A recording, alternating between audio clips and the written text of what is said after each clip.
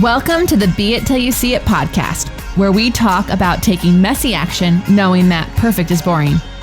I'm Lesley Logan, Pilates instructor and fitness business coach.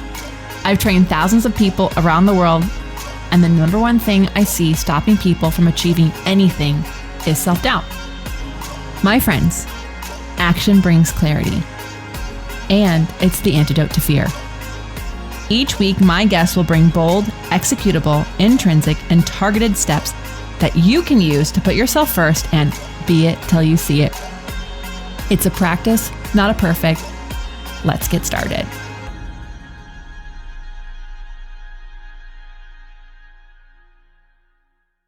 Welcome back to the Be It Till You See It interview recap, where my co-host in life, Brad, and I are going to dig into the influential convo I had with Heather Monahan in our last episode. If you haven't yet listened to that interview, feel free to pause this now, go back and listen to that one, and then come back and join us. Honestly, you should listen to her. She has written 2 books. She has been talking this talk and walking this walk for a long time. And if anyone's been being it till she sees it, she's one of those examples. And if you've been listening to the pod for a long time, you will remember many moons ago, I said, I want to have Heather Monahan on this show. Boom, have Heather Monahan on this show. Love it. I'm so proud of that. Yeah. I do remember she was on the wish list. She was on the wish list. Because of a quote that she said? Yes, she said, don't take a no from anyone who isn't able to give you a yes. Yeah, and I remember we had a whole conversation about that. You were really excited when you heard that. Yeah, so that, hey, y'all, what that means is if someone's assistant tells you no, they're telling you no, because I have an assistant who tells people no, because the person said, I don't want to do any of these things. But that doesn't mean they don't want to ever do any of those things. They just want to make sure that most of them don't get through. But if you find the third door, another person I want to have on this show, someone can put that person down on the wish list. There's a third door. And that's how you get the yes from the actual person who can give you the yes. Boom. Anyways, hello from Texas. We are on the road this week officially, and we are, if you're listening to this today when this drops, we have 2 classes in Frisco, and which is just north of Dallas. It's a really cool area of Dallas actually, and I've been there many times and I love it. In fact, I was just there last week. So then we're gonna go to Houston Tomorrow. Yep. I've actually never been to Houston, so I'm really excited about this. Yeah, I've only driven through. I've never been there to be there. Do we call them Houstonians? I don't know. I'm gonna go with I don't know on that one. I don't know about that one, but you know what? I'm sure that they're Texas. They'll tell us. Then we head to Nashville, and then it's Atlanta, then Greensboro, North Carolina, and then Cleveland, and then St. Louis, and then a little hang sesh with food in Denver. Yeah. So Denver peeps, you need to reach out and let us know if you want in on that info, because there's no way to buy a ticket for that situation. Yeah, and we may have some spots left on this tour here, so if you wanted to come hang and have a class, go to onlinepilatesclasses.com/tour. Yeah. And if there are no spaces left, definitely let our team know, because you never know what happens with people. It's true. We can keep us posted, because also too, there's a chance we may add additional classes if we get enough interest. So make sure you reach out. And you can also just show up and buy flashcards if you want to buy that as a gift for yourself. Yeah, come meet us. Come say hi. You can say hi to the dogs. They will be at these events, probably hanging out in the van, but we'll bring them out for people who are dog lovers. And don't forget, if you are on the wait list for Cambodia for 2023, you have emails in your inbox. Oh, yeah. And I know you're thinking, I can wait till it's fine. It's 11 months away. So here's the deal. We actually go public with this offer and very soon. And that means we're not holding a spot for you. We're not saving it for you. So right now, the perk of being on the wait list is that you hear about it early and you get first dibs, and it could sell out just by the wait list. So make sure you snag your spot if that's what you're wanting to do, especially before the price goes up and before other people hear about it. You go to lesleylogan.co/retreat. And then one more thing that's very important. We want to make sure no one misses out on this. It's key to me. It's something I actually preach on when we are coaching people on raising their rates, but we are raising the agency rates on January 1st. Yeah. So if you've ever been someday I'm going to do that, now is the time, because it will never be the price that it is right now. That's true. And here's the deal. We, when you join agency, whatever rate you join in at is the rate you get to keep for as long as you're an agency member. So you'd be think about the people who've been there for 5 years. Yeah. So don't wait till next year, because think about what you could have done in this last year. If you've wondered like what agency members have done the past year, let me just tell you, we've had members open new studios. We've had several open studios, by the way. Actually, I think at this point in the year, I think we're at 6 studios this year that people have opened. Yeah. You're like, I don't want to open a studio. I just want it for myself. Yeah. We have hundreds of those people doing it too. One of our members, her social media following has quadrupled in size. She's had like tens of thousands in 1 month, and her online platform has had multiple people buy. So like whether or not you want to work for yourself, you want to open a studio, you want to run multiple studios, we got people for you. We got Erica Quest, we got Roxy Menzies, we got Alex Street. Everyone has had a podcast here. Yeah. At the end of last year, one of our members hosted an international Pilates festival. You know, there's so many things that have happened inside of agency. Two of our pro members have teamed up to lead a mentorship together. Yeah. They would never have met and trusted each other in that way if they had not had their agency experience over these years. People have launched teacher training programs. They've hired teachers. They've, brought in more new clients. There's just all the things. And we want that for you. Our mission is more bodies doing Pilates. And when we empower you to grow your business, it serves what we're trying to do as well. And we also have a lot of fun, and it takes away a lot of that anxiety. It's so fun. And Fridays, especially because it's Fuck Yeah Friday, it's always wins all the time. And even when people are begrudgingly doing a win because they needed a moment before, it's always a win. So anyways, you if you want to book a exploratory call to see if agency is right for you, then where do they go, Brad? Just go to DM us on the pod, or you can reach out through the Profitable Pilates website. Just go to the contact page and reach out, and we will happily set up a call, and you'll probably talk to me. Yeah. So, but again, that starts January 1st. Please don't call me on January 2nd going, oh gosh, can I have the old rates? You can't actually, and here's why. I won't let you do that in your business. And so I have to operate in that integrity so that I can help you operate in your integrity. So anyways, we like to give that announcement, and that is happening January 1st. Yeah. Before we move on, though, we had an audience question. They said the question was, hey, LL, you said last year that you drove 7,000 miles on your tour. And obviously we're on our tour right now. How the heck do you pass all that time while you're driving? I just couldn't imagine being in the car that long myself. I think people think that you and I are just chit-chatting 10 hours a day. You know what I mean? I think people are thinking about the time you're in a van with other people and oh my God, it's a long time. Yeah, or they're imagining Chevy Chase's, family vacations or something like that. Yes. So because it is 2022 and it's been, the 2000s for quite some time, there's lots of ways you can we are in the van, but we're often listening to different podcasts or different books. Yeah. We actually we do the exact same thing that we do now. We have coffee together. We have meals together. But yeah, I take long phone calls. I hate that. So much, but he has to, and I won't do them, so it's fine. Yeah, I do a lot of work with our team, and the phone calls keep me up, focused and driving, and it helps me stay driving on the road and not especially at night, allow my mind to wander. Yeah. I love my mind to be able to wander. So when he's driving, he's really on calls. When I'm driving, I am listening often to books that I want to evaluate for being podcast guests or for being part of the book club for agency members who want to be in a book club and read business books, or just things that I'm curious about for my own self-development. So I listen to a lot of that. Of course, I listen to some of my favorite pods. It's also a great time to reevaluate my pods. So because it's a long drive, what I'll do is I'll download a bunch of podcasts I'm thinking of being on the regular, and I'll see if I listen to them or if I'm no, actually I'm not into this at all. Because it's it can happen in so many consecutive episodes. So I can get a lot done. So also too, it's not except for 2020, where we plowed through the drive. We did it in 2.5 days each way. Yeah. It was insane.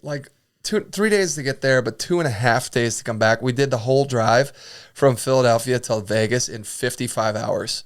Yeah. And so it literally, we just did not stop. We were driving for like 14 hours a day, and then we would sleep, and I would drive late, and then we would overlap our sleep. She would get up at 7 and keep driving. I mean, that was brutal. Not gonna lie, that one was not my. It wasn't on a fun trip. My preference, but we'll stop at a lot of like, we'll go, oh, what's that thing, and we'll like pull over. We try to include some spontaneity.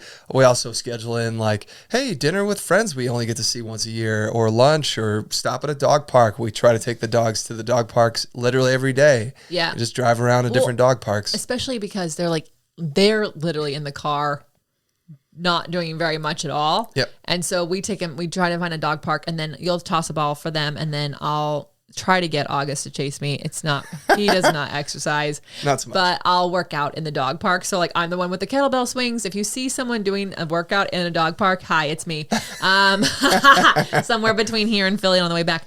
But I think like, it is correct. I think a lot of people think we're just doing like a National Lampoon things, and we're just like sitting like looking out the window longingly, like, when does Colorado ever end? And is this Kansas or is this Colorado? Like, no, there's still things that we're doing, and we're quite creative people. Yeah. So our minds are always producing stuff. I love finding like fun little coffee shops and restaurants. So we spend time trying to find new places to explore. So so if you listen to the Rolf Potts episode, you heard how I talked about when we travel, we'll look for like gluten-free options. Sure. When we're on the road, searching for oat milk or gluten-free options will absolutely 1000% help you find a locally owned business. Yeah.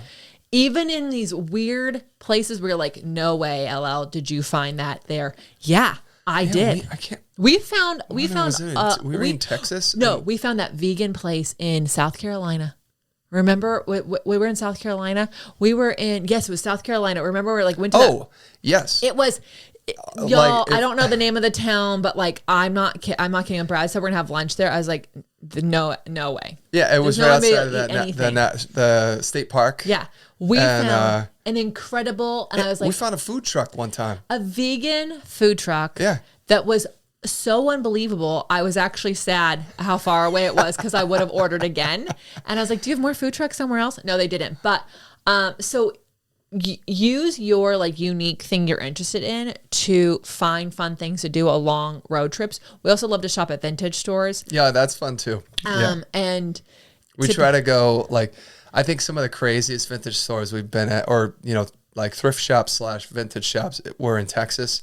Oh, like crazy stuff. You're like, wow, like how long has it been since anyone has picked this up and dusted it off? Like, yeah, there's some fun things there. I also got a like shout out to downtown Tucson. You have fun. Some cool ass shit. I've really loved it. Yeah, there's like one street of cute, funky, like local, all the things. So co-op. So some there's some shops. Yeah. Anyways, we are not. Don't cry for us. Oh, another thing we love to do is national parks. We do love a national park. We really, really do. This trip, we've already driven through Saguaro National Park in Arizona. We did that. It was beautiful. I don't know which parks we're doing this trip, but I will say, so just to go back to your question, thank you for asking it. Trips don't have to be like about the destination. It is that cliche. It's the journey. It really is the journey. Yeah, like has to be. I remember 7,000 miles is a lot of miles. Yeah. I remember more about like the things we do along the way than oftentimes the thing we do when we get there. But it's because wherever we're going, it's often like we do the same thing every year. So it's like that. But like, I really do find it fun to find random coffee shops, and then sometimes we go the same route. So we're like, there's that place we can go. We were at last time. Yeah, that was so great. And so it's so fun to do. But don't be afraid to like branch out, get off the beaten path. And then when I do let my mind wander, it's not like, oh, I've been looking at this field for 7 hours. We're still here. Kansas / Nebraska. Fuck. But I've listened to some amazing books on tape. I mean, like just some really epic ones. If you're wondering what are some great road trip books to listen to, Educated. If you haven't listened to that one by Tara Westover. Yeah. Amazing. I started it with Brad trying to take a nap, and then I had to rewind so he could take it. And then we literally wanted to finish the book. And so we were with your family. We're like, oh, are they coming in the car with us? Or are we taking our own car? We're taking our own car. Turn it on.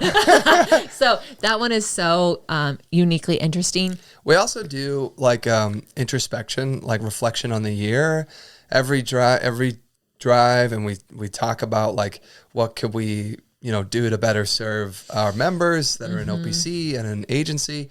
We talk about a lot of ideas. We get rid of a lot of ideas. We debate about ideas. Like, you'd be surprised how fast the day goes, even though you're just like sitting around. Like, it really does go fast. So anyways, if you need road trip books, reach out to the Beit Pod. We'll put it in another solo episode. But go listen to that Ralph Potts episode, which was actually very recently. It was very recently at the time of this episode recording. 151. Yeah. So go listen to that. And then, if you are driving to your destination, try not to I have to drive. What can be fun about the drive? And try to find something I remember one of the drives we were going to stop at a crystal place where you could, like a ground where you could dig up your own crystals. Oh, you know what I mean? Find something fun along the way. I don't care if it's the biggest haystack or the biggest corn maze. I would never do that. But nothing would give me more anxiety than being in one of those. But try to find something unique along the way. The internet is amazing, y'all. You can literally put in things that no one would think to do in X place, and somebody from eatery or whatever weird website. The greatest. I mean, I Googled today best Thanksgiving dinners in Las Vegas. And I got 17 restaurants to choose from. So believe it or not, someone's probably curated something for you to do. Just look it up. Love it. Okay, now let's talk about Heather Monahan.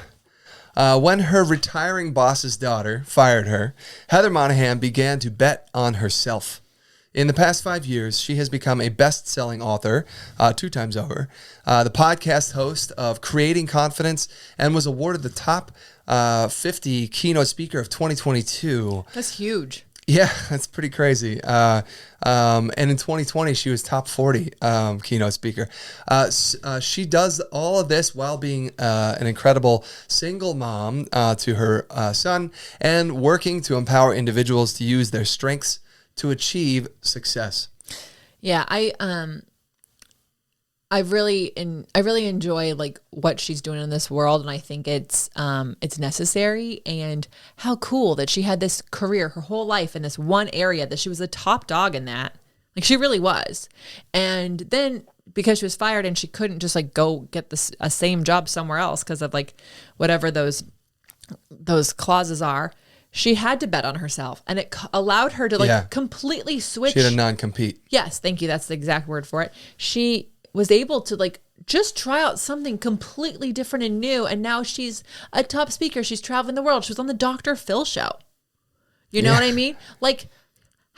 Come on. So y'all literally if you know someone in your life who's been fired, and you're probably oh my God, I can't believe that happened to them. We hear about our parents all the time. Oh, so-and-so got fired. So-and-so got laid off. Oh, I feel so bad for them. What if it's the best fucking thing that ever happened for their life? Yeah. What if it is? It probably is. I mean, we can go back to the last episode, last recap. Your divorce clearly was the best thing that ever happened to you. You wouldn't have met me. You would never have married me if you hadn't been through that. So I think we all have to take a moment and when we see someone having a worst experience, obviously see them and feel that, but then also be there to remind them that they're gonna they can bet on themselves, just like she did. So one of the things that I'm going to paraphrase what she said, actually. She said, you don't have to know the entire plan before trying something new. Yeah, that's right. Just keep moving forward with the faith that you'll figure it out, because you don't know what you don't know. Yeah. And ultimately you can't connect the dots until you're looking back. So you have to keep moving forward. Y'all. Yeah. So I think that the idea of, you don't know what you don't know, and then that really it's the reflection on the past that allows you to decide, you can start to say, oh, I'm glad I did this. I'm glad I did that. I'm glad I did this. You won't know that until you do it. Well, and correct. And you have to try it out. And also you might not realize what you do know. Like, you don't know what you don't know. It doesn't have to be, like, it's not a bad thing. Like, you might not realize you have this, like, skill or talent. Like, the other day when I, like, picked up the chopsticks with my right hand, I was actually really amazing at it. I didn't know that. You did? Yeah, you were there. Oh, I didn't realize it was your right hand. Yeah, I was like, look at me picking up this carpaccio with my right hand. I'm left-handed, y'all, and I actually like treat chopsticks like a fork. So anyways, I think that whole section that she's talking about is like such a key thing to remind yourself. And you haven't saved the episode yet, save it so you can go back to that, because on your worst day, it can feel like this is the worst that ever happened to me. It truly can be the best if you just keep taking the next step forward and trusting that it's okay if you don't know the entire plan. Like when we're coaching people in agency, like I keep feeling like I take 2 steps forward and then 1 step back. And I'm like, yeah, what if it was to review the dots so you can take the next 2 steps forward in the right direction? Yeah, I think there was another section, a part of this here though, that I thought was interesting was, to move forward with the faith that you're going to be serving yourself well, because you will figure it out as you go along, but the idea that you clearly don't know the future, and unless someone has predetermined the path for you and like shared your career plan, sometimes that might happen, but usually not. As you move forward, if you know where you want to get to, along the way, you don't know how it will happen to get there, but you kind of have this big future vision down the road.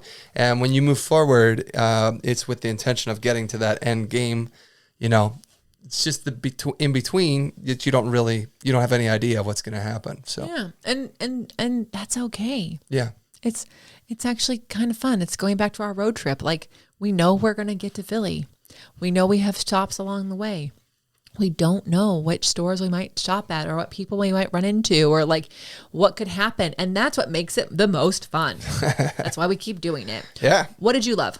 I really loved when she talked about confidence and that it ebbs and flows. And I thought that was interesting because, obviously her podcast is about confidence. Her first book is about confidence. And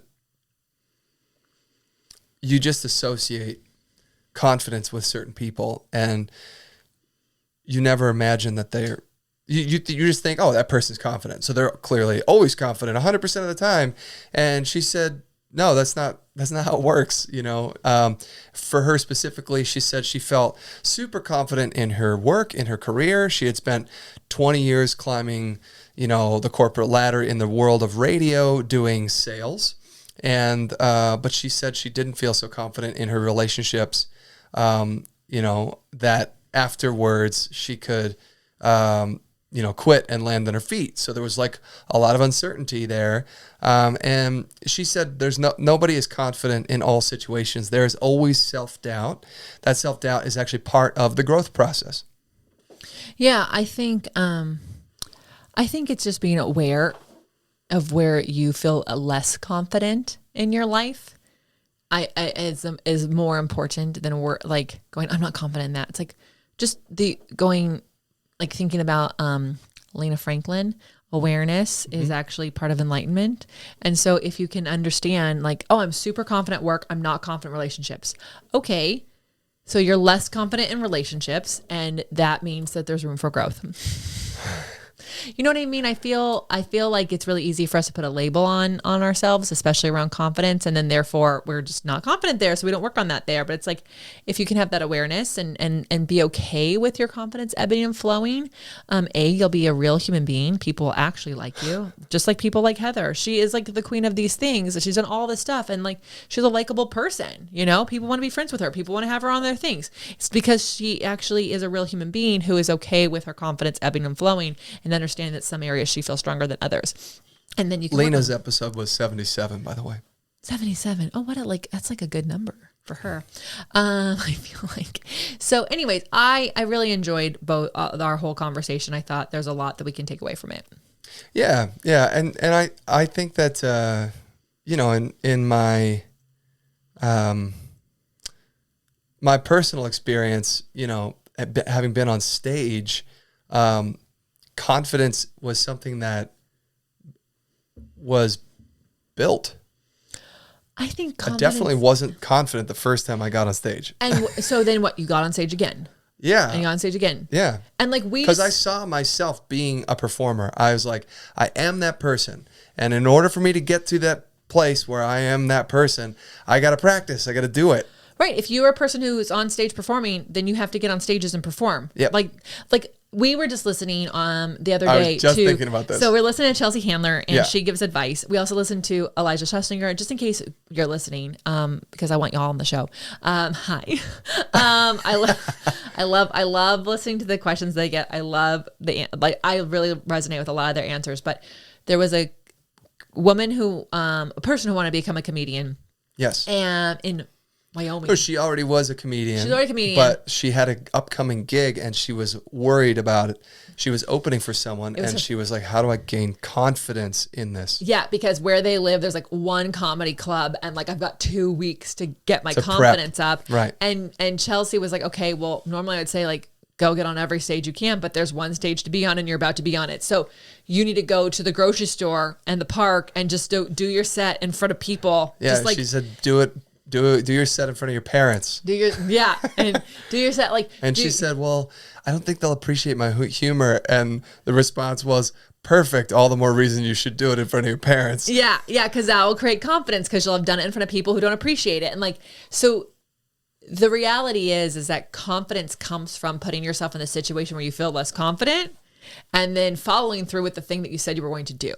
Yeah. End of story. Yeah. If you don't feel like you're a runner, you have to say, I'm going to go for a run for 1 block. And then you run 1 block and guess what? You just dropped money in your confidence bucket of running and I'm a runner. And so, yeah, you didn't run your marathon, but we're not working to that confidence yet. We're just actually trying to show up for the thing we said we're going to do and do the thing. And even with this ebbing and flowing that she was talking about, nobody's confident in all situations. I had been on stage for 10 years when I got invited to a birthday party of a dear friend of mine, and I decided to write a song and perform it on stage, but solo. Oh. And my whole career had been with the band. And in the band, I wasn't singing. I mean, I was singing, but I wasn't the lead person. I was like second. And that was, that was fine. But I had been on stage, like put me on stage with a group of people anytime. And I'm like, I'm in. It's totally okay. But put me on stage alone. And I was like, whoa. And I was like really feeling that one. I was not confident. You know what? That's so funny. Because you remember when we were at Momentum Fest and it was the first year of Momentum Fest. And I had like 80 plus people in this room and it was pre-pandemic. So it wasn't like I had a break from teaching at all. And there was like my peers in the front row. And then there's people like who hire me for things in the front row. And then there's all these people who were so excited to be in that room. And you were miking me up and I was like, is this thing on? You're like, no. And I said, I'm really nervous. Yeah. And he's like, and you said, why? This is what you do all the time. And it's so funny. I think sometimes we forget that we put a lot of pressure on ourselves, which then makes us doubt ourselves, even in situations where we normally be confident. And so Sure. I think if you're finding your confidence ebbing and flowing in areas where you normally are confident, it's just time to take a look back. And it probably means you really care about that particular moment. Right. And then look back at the wins you've had in other moments like it, and you can draw on that confidence. It goes back to your favorite takeaway where ultimately you can't connect the dots until you're looking back. I know, I just connected a bunch. Yeah. I love it. All right, so finally, let's talk about those beit action items. What bold, executable, intrinsic, or targeted action items can we take away from your convo with Heather Monahan? Well, she had a 3-step process, and it's from her recent book. So you all go get Overcome Your Villains, and especially if you feel like you have a villain in your life, you got to read this book. And it's called BAK. Yeah, she called it back. Yeah, back. So it is, number 1, what is your belief? Oh, did we talk about beliefs last week? We did. Sorry, you don't get to get over this. What is your belief? Number 2, immediately take action.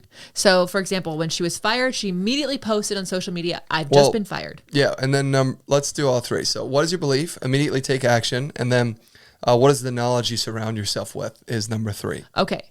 Yeah. So you got all 3, everyone. What is your belief? Immediately take action. And then what is your knowledge? So belief, action, knowledge. Okay, so she had been fired. And instead of going, oh, I've been fired, nobody likes me, what am I going to do? She actually was like, hey, everyone, if I've ever helped you in any way, I need to hear from you now. She posted that on social media. Hi, I've been fired, period. Wow, that takes guts, right? Like that, talk about confidence right there and like just taking action, because if I've ever helped you in any way, I need to hear from you now. When she posted that, someone that she had helped reached out to her and invited her to go on the Elvis Duran show, and that changed her life. Changed her life. And also, like, can we just go back to betting on yourself? So be it till you see it. Like, she bet on herself. She didn't know what was going to happen, but she acted as if, like, I'm going to bet on myself. And if I bet on myself, I'm going to put this thing out there that I'm only going to get great things and something good's going to come from this. Like, you know what I mean? Like, I love that. So then, and then what knowledge can you surround yourself with? So don't just consume information from randos. We've talked about this before, y'all, on the podcast. Information, like advice around something that they're not knowledgeable in. Right. And I've even mentioned this on one of the podcasts, like make sure you're really clear on whose opinions of you matter, because in our families, we love them so much. And many of them listen to this. Hi guys. But some people, like, it's not that I don't care about what they have to say about me, but they don't actually understand what we do on a day-to-day basis. And so some of the things that they say come from fear and worry around us. Yeah. It's not that they don't actually want us to succeed. It's not about holding us back, but they're worried for us. So then they share that fear, and then right. That's knowledge I didn't need right now, you know? Yeah. I mean, I think also it's like, you know, why would you ask a golfer about running on a track? You know, why would you ask someone who's had a job for their whole career about being an entrepreneur? Like, you know, it seems obvious when you say it that way. Like, you're like, well, duh, I wouldn't. They're not a professional swimmer, and I'm trying to be in the Olympics. But you do it all the time. But we do it all the time. You have that friend that you've kept too long. You kept them way too long. Ladies, we keep our friends too long. I don't understand that. And then they say something, and then if you really took a step back, you go, I know, they always say mean things to me. Then why are you like actually using their opinion to weigh in on the things that you're doing? I'm asking. It's not a rhetorical question. You need to answer out loud. I can't hear you, but you can hear you. So, because it all has an impact on your life. Yeah, totally does. So anyway, the 3-step back process, beliefs, action, and knowledge. What is your belief? Take immediate action. And then 3, what is the knowledge that you surround yourself with? I thought those made a whole lot of sense. Oh, easily actionable action items. You know how I love that. So you guys get our books. Yeah, check those out. And listen to her podcast. And thanks for joining us today. Yeah, really. We're so happy that you're here. Yeah. And thank you all. Y'all know we have some of the most reviews of any podcast in our age. Like, not our age, like personally, but the age of the podcast. Like, it's insane. So we couldn't have done that without you. Thank you so much. Not at all. We need each and every one of you. Thank you. And thank you for sharing this with your friends. I know sometimes people are like, I actually have heard you say, tag a friend. How do I do that? That's a great question. So if you don't know how to tag a friend and you want to know how to tag a friend, will you DM me on the platform you're trying to tag a friend? And what does that mean? It means like letting that person know that this is for them. DM means direct message. And DM means direct message. So if you will find the Beit Pod on the platform you like to use, so it's Facebook, or TikTok, or Instagram. We set up an email. You can email us now at beit@bloompods.net. Check that out. Yeah. beit@bloompods.net. So tell us which platform you are wanting to share or tag a friend. And also tell us which platform you listen to your podcasts on. Is it YouTube? Is it Spotify? Is it Amazon? What, Amazon? Yeah, you can listen on Amazon. Is it Apple? Is it Google Play? Is it 17 other options out there? There's so many. We're on every single thing. But if you do that, we have someone who will help you, literally tell you how to do it. So because we know that you actually want to share them. So we want to help you do that. We just need to know a couple details. And thank you for doing that. Yeah. Until next time, be it till you see it. Bye for now. That's all I got for this episode of the Be It Till You See It podcast. One thing that would help both myself and future listeners is for you to rate the show and leave a review. And follow or subscribe for free wherever you listen to your podcast. Also, make sure to introduce yourself over at the Be It Pod on Instagram. I would love to know more about you. Share this episode with whoever you think needs to hear it. Help us and others be it till you see it. Have an awesome day. Be It Till You See It is a production of As the Crows Fly Media. It's written, produced, filmed, and recorded by your host, Lesley Logan, and me, Brad Crowell. Our associate producer is Amanda Fraterelli. Kevin Perez at Diseño handles all of our audio editing. Our theme music is by Ali at Apex Production Music, and our branding by designer and artist Gianfranco Cioffi. Special thanks to our designer Jaira Mandal for creating all of our visuals, which you can't see because this is a podcast, and our digital producer Jay Perdoso for editing all the video each week so you can. And to Angelina Herrico for transcribing each of our episodes so you can find them on our website. And finally to Meredith Crowell for keeping us all on point and on time.